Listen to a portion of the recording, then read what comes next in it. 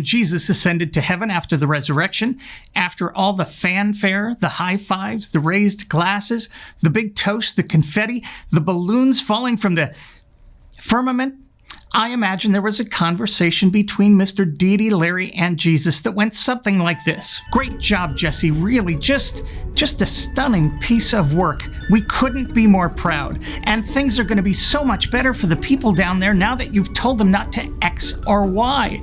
I mean, that's going to make their quality of life just soar. Yeah. That would have been huge for the people. I'm sorry, would have? I think I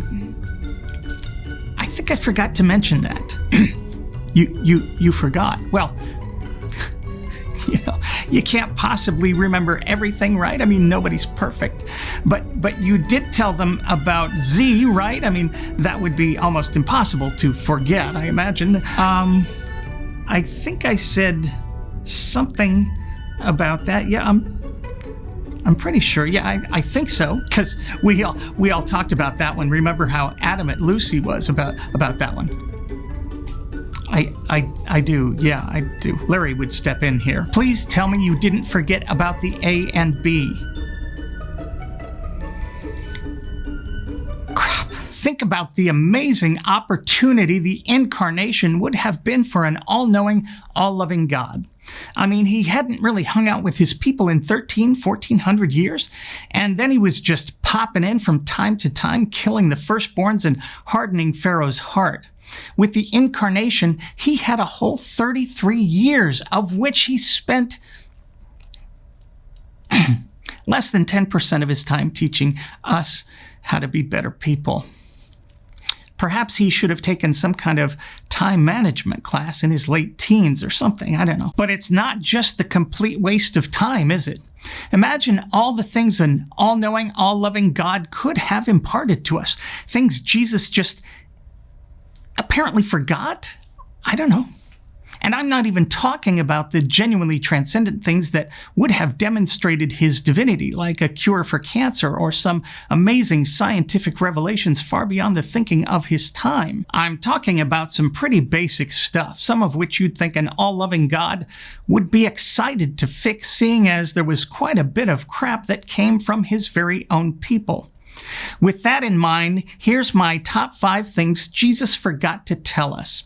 If you think of him giving this sermon at the end, right at the end, just before he ascended, you could call it the Sermon on the Dismount. And behold, Jesus said unto the people gathered, "People are not property.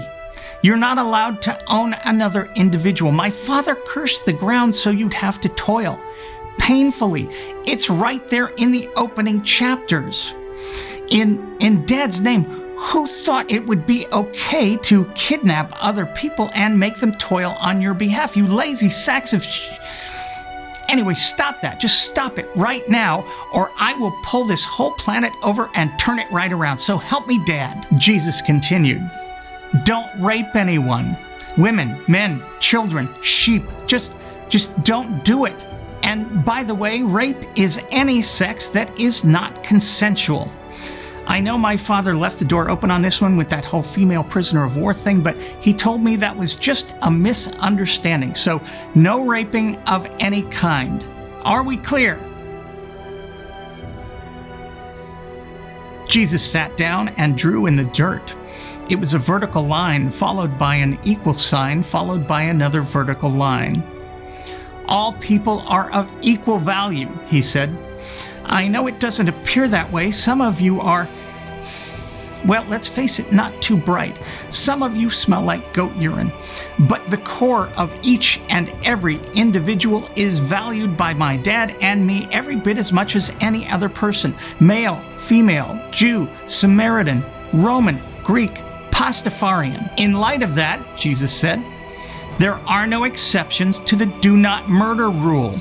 It doesn't matter if a woman is sexually active or that a person is sexually attracted to a person of his or her own sex or gender. It doesn't matter if they believe in another God or if you think they might be a witch. Don't murder anyone. Remember that whole love thy neighbor thing? Focus on that and stop being all pissy about the other stuff. Finally, and I can't really articulate this last point in the voice of Jesus because no one honestly knows what Jesus would have said. But he shouldn't have forgotten to clarify in the clearest way possible exactly who he was. That's not in any way clear from the Gospels, which is why you had centuries and centuries of strife over this issue. Was he God? Was he the Son of God? Was he eternal, or did he proceed forth from the Father? A physical being or no?